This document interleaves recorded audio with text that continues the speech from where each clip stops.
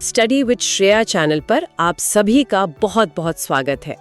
आज की हमारी ये विस्तृत चर्चा बहुत ही ज्यादा रोमांचक होने वाली है, क्योंकि आज हम इतिहास के सबसे बड़े टर्निंग पॉइंट यानी नवपाषाण काल या नियोलिथिक एज पर बात करने वाले हैं। नियोलिथिक एज मैम, ये वही समय है ना जब इंसान ने शिकार करना छोड़ दिया था? बिल्कुल सही। आज हम इसी सफर को एक कहानी की तरह समझेंगे कि कैसे इंसान एक खाद्य संग्राहक से, जो सिर्फ भोजन के लिए दर-दर भटकता था, एक खाद्य उत्पादक बन गया। मतलब उसने प्रकृति को नियंत्रित करना सीख लिया और वो आत्मनिर्भर बन गया। पर एक बात बताइए, क्या ये सब रातों रात हो गया? मेरा मतलब है, क्या इंसान ने अचानक एक दिन तय किया कि बस अब से शिकार बंद और आज से हम खेती करेंगे? अरे नहीं नहीं, ऐसा बिल्कुल नहीं था। ये बदलाव अचानक नहीं हुआ था, बल्कि यह एक बहुत ही क्रमिक और लंबी प्रक्रिया थी। और हाँ, यहीं पर आप सभी स्टूडेंट्स के लिए एक बहुत ही जरूरी एग्जाम पॉइंट भी है। एक सीक्रेट हैक बता रही हूँ, ध्यान से सुनना। अच्छा, वो सीक्रेट हैक क्या है? एग्जाम्स में जब भी आपको उत्पादक या प्रोड्यूसर शब्द दिखे ना, तो बिना कुछ सोचे सीधे नवपाषाण काल वाले ऑप्शन पर टिक कर देना। अरे वाह, ये तो बड़ा आसान है, याद रखूंगा मैं। पर इस नियोलिथिक शब्द का असल में मतलब क्या होता है? तो देखो, नियोलिथिक दो शब्दों से मिलकर बना है। नियो का मतलब होता है नया और लिथोस का मतलब होता है पत्थर। 1865 में सर जॉन लुबॉक नाम के विद्वान ने सबसे पहले इस शब्द का इस्तेमाल किया था। नया पत्थर। पर पत्थर तो वही पुराने ही रहे होंगे ना पृथ्वी पर। फिर उनके औजारों में ऐसा क्या खास अंतर आ गया कि इसे पूरा का पूरा नया युग ही कह दिया गया? बहुत स्मार्ट सवाल है ये। इसे आज के स्मार्टफोन से समझो। जैसे आज स्मार्टफोन के बिना हमारी जिंदगी अधूरी है, वैसे ही उस समय के जो पॉलिश्डदार पत्थर थे ना, वो इंसान के सबसे बड़े साथी बन गए थे। पॉलिशदार पत्थर मतलब उन्होंने पत्थरों को घिसना शुरू कर दिया था? बिल्कुल। पुराने खुरदरे पत्थरों की जगह उन्होंने चिकने और चमकदार औजार बना लिए थे। और हाँ, यहाँ एक और एग्जाम टिप नोट कर लो सब लोग। 1865 का साल और सर जॉन लुबॉक का नाम, ये दोनों परीक्षाओं के लिए बहुत ही महत्वपूर्ण है। जी, मैंने लिख लिया। पर मैम, ये जो नई सोच या क्रांति थी, क्या ये पूरे भारत में एक ही समय पर शुरू हो गई थी? नहीं, बिल्कुल नहीं। अगर हम इसके कालक्रम को देखें, जो कि लगभग 8000 ईसा पूर्व से 3000 ईसा पूर्व तक माना जाता है, तो ये बदलाव हर जगह एक साथ नहीं हुआ। अच्छा, तो फिर अलग अलग जगह पर अलग अलग समय पर हुआ होगा। हाँ, भारत के नक्शे को अगर हम दिमाग में लाएं, तो उत्तर पश्चिम, विंध्य क्षेत्र, पूर्वी भारत और दक्षिण भारत, इन सभी जगहों पर इस युग की शुरुआत का समय अलग अलग था। अगर सब जगह टाइमिंग अलग थी, तो फिर भारत में ये सबसे पहले शुरू वहां हुआ था? बहुत बढ़िया सवाल पूछा तुमने। भारत में नवपाषाण काल की सबसे पुरानी शुरुआत उत्तर पश्चिम के मेहरगढ़ में हुई थी। ये लगभग 9000 ईसा पूर्व की बात है। 9000 ईसा पूर्व? बाप रे, ये तो बहुत पुराना है। हाँ, और यही आपका अगला एग्जाम पॉइंट भी है। क्षेत्रीय कालक्रम के हिसाब से भारत का सबसे प्राचीन नवपाषाण स्थल मेहरगढ़ है। इसे अच्छे से रट लेना है। एकदम पक्के से याद रहेगा। पर ये सब शुरू कैसे हुआ? मतलब ऐसा क्या हुआ कि इंसान अचानक से खेती करने लगा? तो हुआ ये कि जब हिमयुग यानी आइस एज खत्म हुआ, तो पृथ्वी की जलवायु धीरे धीरे गर्म होने लगी। मौसम के इस बदलाव से पूरी दुनिया में घास के बड़े बड़े मैदान फैल गए। घास के मैदान? हाँ, और इन्हीं मैदानों की वजह से जानवरों की संख्या बढ़ी और अतिरिक्त भोजन यानी सरप्लस पैदा हुआ। मशहूर इतिहासकार गॉर्डन चाइल्ड ने तो इसे बाकायदा नवपाषाणिक क्रांति का नाम दिया था। एक मिनट, मौसम बदलने से इंसान प्रकृति का मालिक कैसे बन गया? ये क्रांति वाली बात थोड़ी समझ नहीं आई। देखो, जब मौसम अनुकूल हुआ ना, तो इंसान ने सिर्फ शिकार करने की बजाय ये समझ लिया कि पौधों और जानवरों को कैसे नियंत्रित किया जा सकता है। उसने खेती और पशुपालन के जरिए अपना खुद का भोजन बनाना सीख लिया। ओह, अब समझा। हाँ, और एग्जाम के लिए एक डायरेक्ट क्वेश्चन मार्क कर लो। नवपाषाण काल को क्रांति की संज्ञा किसने दी थी? इसका सीधा जवाब है गॉर्डन चाइल्ड। गॉर्डन चाइल्ड, ठीक है। पर ये खेती की शुरुआत असल में हुई कैसे होगी? क्या किसी ने उन्हें सिखाया था? नहीं, ये सब ऑब्जर्वेशन का खेल था। सोचो, इंसान ने सदियों तक देखा होगा कि कैसे एक बीज मिट्टी में गिरता है और फिर बारिश के बाद उसी बीज से एक नया पौधा उगाता है। अरे वाह, मतलब उन्होंने प्रकृति को बहुत ध्यान से नोटिस किया। बिल्कुल। और फिर उन्होंने कुदाल और खुदाई के डंडों से खुद जमीन खोदकर बीज बोना शुरू किया। इंसान द्वारा उगाई गई सबसे पहली और मुख्य फसलें थीं गेहूं और जौ। अच्छा, एक बात बताइए, जब उन्होंने खेती करना शुरू किया तो क्या उनकी वो जो भाग दौड़ वाली जिंदगी थी उसमें कुछ ठहराव आया? बहुत बड़ा ठहराव आया, और तुम बिल्कुल सही दिशा में सोच रहे हो। खेती ने ही इंसान के जीवन में स्थायित्व या स्टेबिलिटी ला दी, क्योंकि अब फसल बोने के बाद उन्हें उसकी रखवाली के लिए वहीं रुकना पड़ता था। हाँ, ये तो लॉजिकल है। और यहाँ का एग्जाम टिप भी सुन लो। मानव द्वारा उगाई गई सबसे पहली फसलें गेहूं और जौ थीं। ये प्रश्न एग्जाम्स में बार बार पूछा जाता है। गेहूं और जौ, डन। अच्छा, खेती के साथ साथ उन्होंने जानवरों को भी तो पालना शुरू किया खाना? हाँ बिल्कुल, पशुपालन का भी एक पूरा सफर रहा है। शुरुआत में उन्होंने सिर्फ भेड़ और बकरियां पाली थीं, लेकिन नव पाषाण काल में आकर उन्होंने गाय और बैल जैसे बड़े जानवरों को पालना शुरू कर दिया। एक सेकंड, टोकने के लिए माफी चाहूंगा, पर जब भेड़ बकरियों से काम चल ही रहा था तो फिर गाय और बैल पालने की क्या जरूरत पड़ गई अचानक? इसके पीछे बहुत ही तगड़ा लॉजिक था। देखो, गायों से उन्हें नियमित रूप से दूध मिलने लगा, जो पोषण का एक पक्का साधन था। और बैलों का क्या इस्तेमाल रहा होगा, सोचो। खेत जोतने के लिए। एकदम सही। बैलों ने खेती के भारी भरकम काम को बहुत आसान कर दिया। अब यहाँ एक कंफ्यूजन दूर करने वाला एग्जाम पॉइंट है, ध्यान देना। पशुपालन की शुरुआत तो मध्य पाषाण काल में ही हो गई थी, लेकिन इसका जो विकसित रूप है वो नव पाषाण काल में ही दिखा। अच्छा, तो शुरुआत पहले हुई पर डेवलपमेंट इस काल में हुआ, समझ गया। गुड। अब हम बात करते हैं लगभग 3500 ईसा पूर्व की, जब तकनीक के क्षेत्र में सबसे बड़ा मास्टर स्ट्रोक लगा, और वो था पहिए का आविष्कार। अरे हाँ, पहिया। मैम, मुझे तो हमेशा से यही लगता था कि पहिया सबसे पहले बैलगाड़ी चलाने के लिए बना होगा, मतलब ट्रांसपोर्ट के लिए। अरे नहीं, और यही सबसे आम गलतफहमी है। पहिया सबसे पहले परिवहन के लिए नहीं बना था। हैं? तो फिर किस लिए बना था? ये असल में कुम्हार के चाक के रूप में मिट्टी के बर्तन बनाने के लिए आया था। लेथ मशीन का जो सिद्धांत होता है ना, बीच में छेद करके घर्षण या फ्रिक्शन को कम करना, ये विज्ञान उन्होंने बर्तन बनाने के लिए लगाया था। बाप रे, बर्तन बनाने के लिए पहिया? ये तो मैंने कभी सोचा ही नहीं था। हाँ, और इसी बात को आज के एग्जाम टिप के रूप में अंडरलाइन कर लो। पहिए का पहला उपयोग कुम्हार के चाक के रूप में हुआ था, बैलगाड़ी के लिए नहीं, ताकि परीक्षा में ये गलती ना हो। बिल्कुल, ये तो बहुत बड़ा ट्रैप था।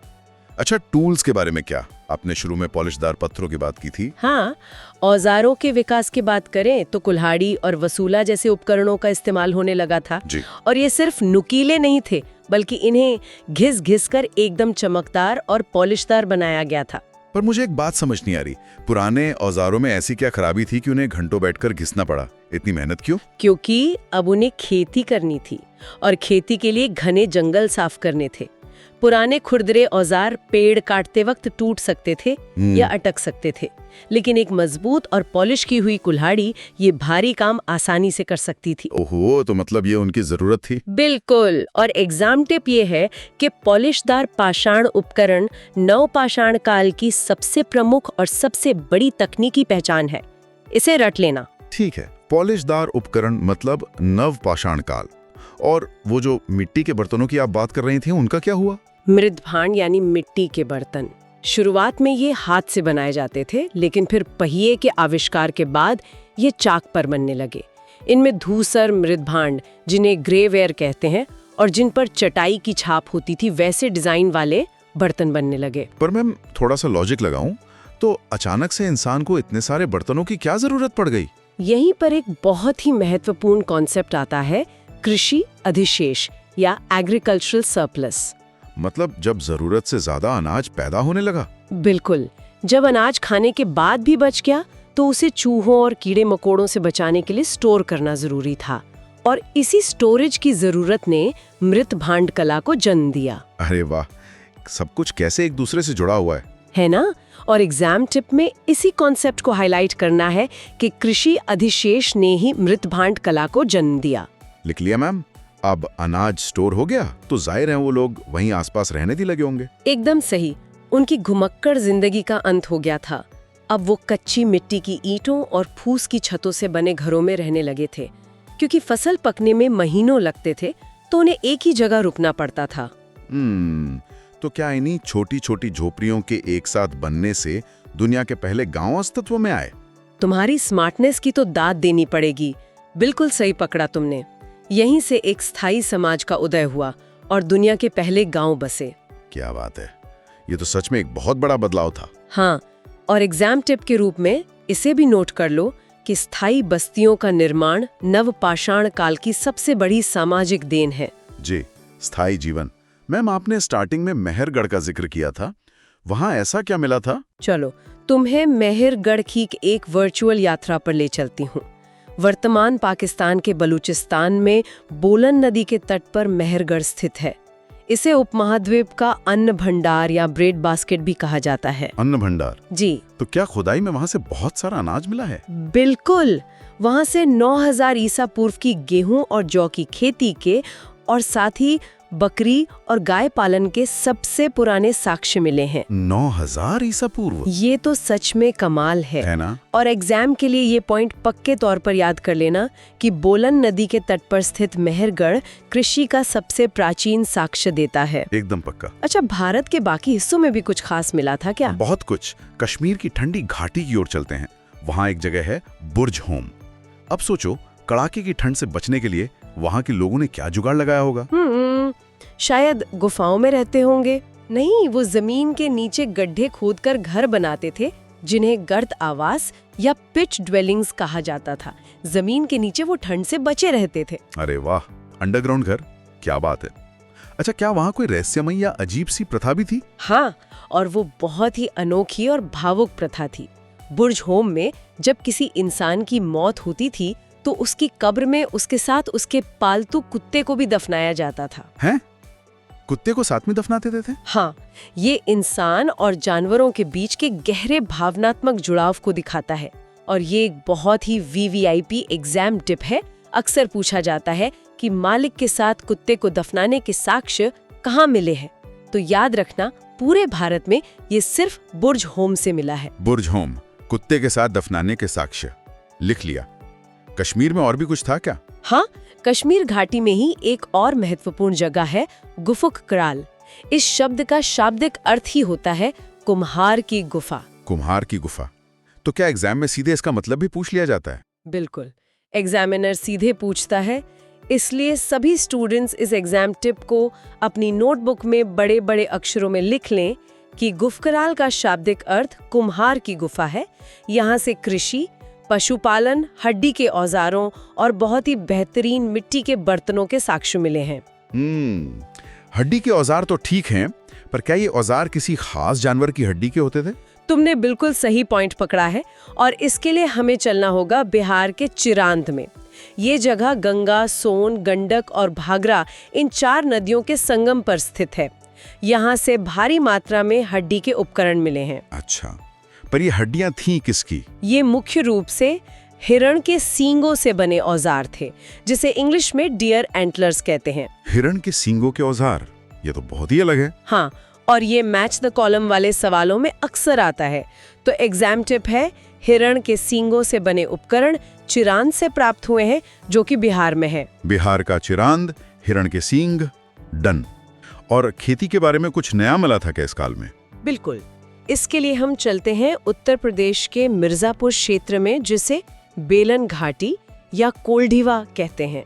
इस जगह का ऐतिहासिक महत्व बहुत बड़ा है, क्योंकि यहाँ पाषाण काल के तीनों चरणों यानी निम्न, मध्य और नव पाषाण के साक्ष्य एक ही क्रम में मिलते हैं, जो कि बहुत ही दुर्लभ बात है।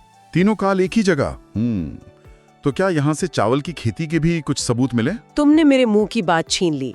नव पाषाण काल के लोगों ने यहीं पर पहली बार जंगली धान को पालतू बनाकर उगाना शुरू किया था। जंगली धान को पालतू बनाया? हाँ, तो एग्जाम टिप के रूप में इस बात पर जोर देना कि चावल या धान की खेती के प्राचीनतम साक्ष्यों के लिए बेलन घाटी और कोल्ढिवा बहुत प्रसिद्ध है। चावल मतलब कोल्ढिवा। ये तो उत्तर भारत की बात हो गई। दक्षिण भारत में क्या चल रहा था उस वक्त? दक्षिण भारत यानी कृष्णा नदी के नीचे का हिस्सा बिल्कुल अलग था।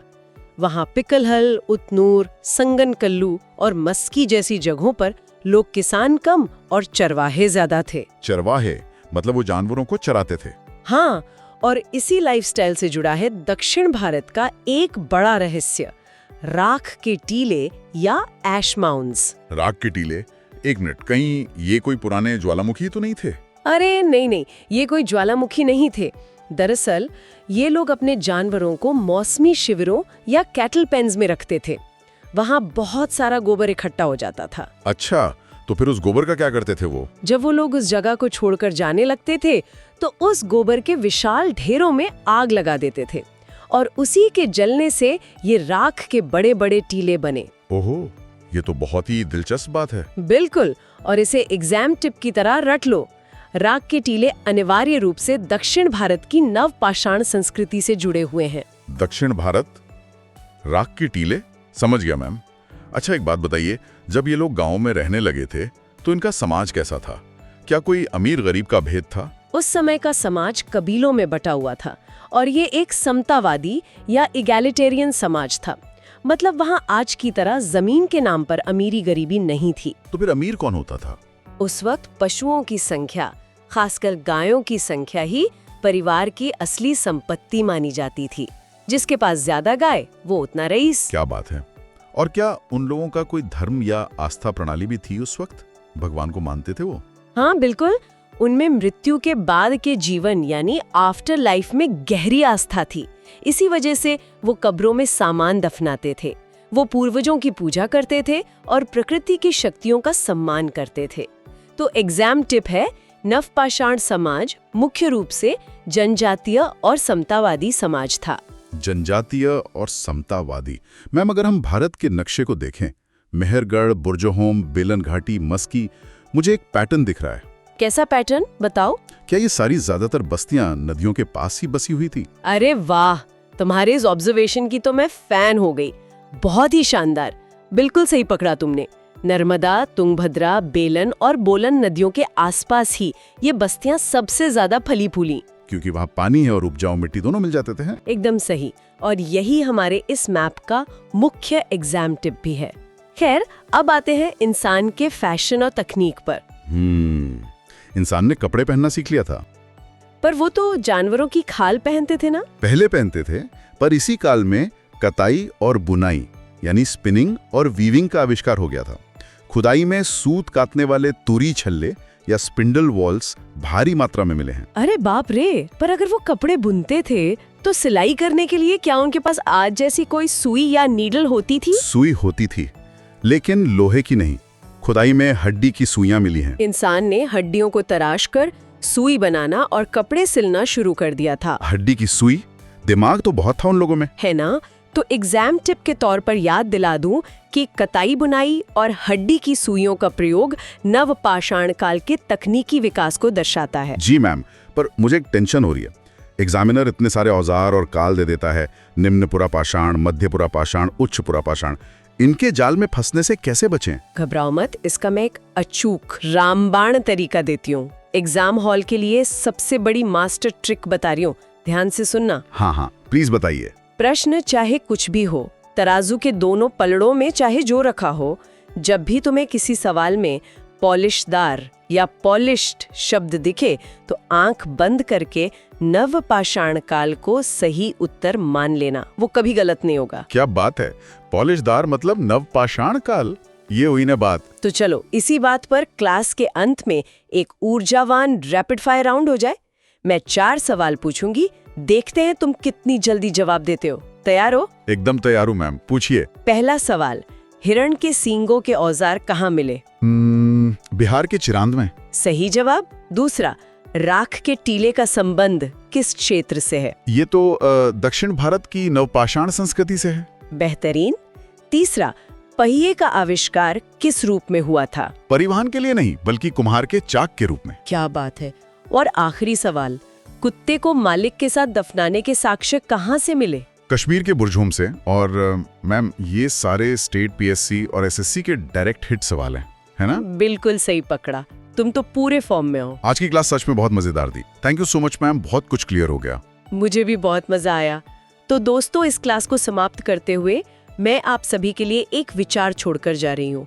सोचिए, अगर नवपाषाण काल के इंसान ने प्रकृति पर विजय पाकर खेती का आविष्कार नहीं किया होता तो क्या आज आप एक जगह बैठकर अपने डिवाइस पर हमारी ये चर्चा सुन रहे होते? इंसान का स्थायी जीवन ही हमारे सारे आधुनिक आविष्कारों की जड़ है। इस विचार पर गौर कीजिएगा और खुद भी और जानकारी ढूंढने की कोशिश कीजिएगा। स्टडी विद श्रेया चैनल की ओर से आप सभी को विदा। सुनते रहिए और सीखते रहिए।